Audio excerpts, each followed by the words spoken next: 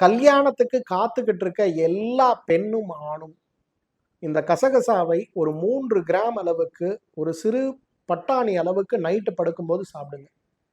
இந்த 3 மாசம் கழிச்சு உங்க எடை ஏறாது. ஆனா உங்கள பார்த்தா நல்ல கொழு கொழுன்னு இருக்க மாரி, ஒரு ஷைனிங்கா இருக்கிறது நம்ம பார்க்க முடியும். கசகசா அவ்வளவு சிறப்பாக உடலுக்கு ஊக்கம் அளிக்கிறத நம்ம பார்க்க முடியும். 2வது தூக்கமின்மைக்கு கசகசா ஒரு மிகச்சிறந்த மருந்து.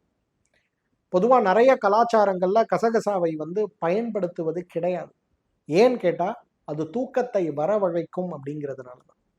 தியானம் செய்யக்கூடிய இடங்கள்லயோ, கோவில்களையோ, இறைவனுக்கு படைக்கக்கூடிய உணவுகள்லயோ, பெரும்பாலான கலாச்சாரங்கள்ல நீங்க கசகசாவை பார்க்கவே முடியாது. காரணம் என்னன்னா, உங்களுக்கு அது ஒரு போதையை கொடுக்கக்கூடிய ஒரு பொருளாக இருக்கிறதுனால, தூக்கத்தை வரவழைக்கக்கூடிய ஒரு பொருளாக இருக்கிறதுனால, அதிகமாக பயன்படுத்துகின்ற வழக்கம் கிடையாது. ஆனா தூக்கமின்மை நோயினால் அவதிப்படுபவர்களுக்கு கசகசா ஒரு மிகச்சிறந்த வரப்பிரசாதம். 5 கிராம் கசகசாவ ஒரு கொட்டைப்பாக்கு அளவுக்கு அல்லது ஒரு பட்டாணி அளவுக்கு ராத்திரி படுக்கும்போது சாப்பிடுங்க. காலையில எழுந்து கொள்ளும்போது உடம்புல அவ்வளவு ஒரு சுறுசுறுப்பு இருக்கிறத பார்க்கலாம்.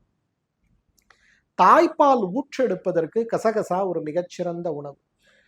நம்ம பெங்களூர் நம்ம போறோம், கர்நாடக மாநிலத்துக்கு நம்ம போறோம்னா, அவ்வளவு உணவாக குழந்தை பெற்ற பிறகு அந்த பெண்களுக்கு கொடுக்கக்கூடிய உணவுகள்ல கசகசாவும், வெந்தய கீரையும், சோழிய கீரைன்னு சொல்லக்கூடிய சோம்பிலிருந்து வரக்கூடிய கீரையும் உணவாக கொடுக்கறத பார்க்கலாம்.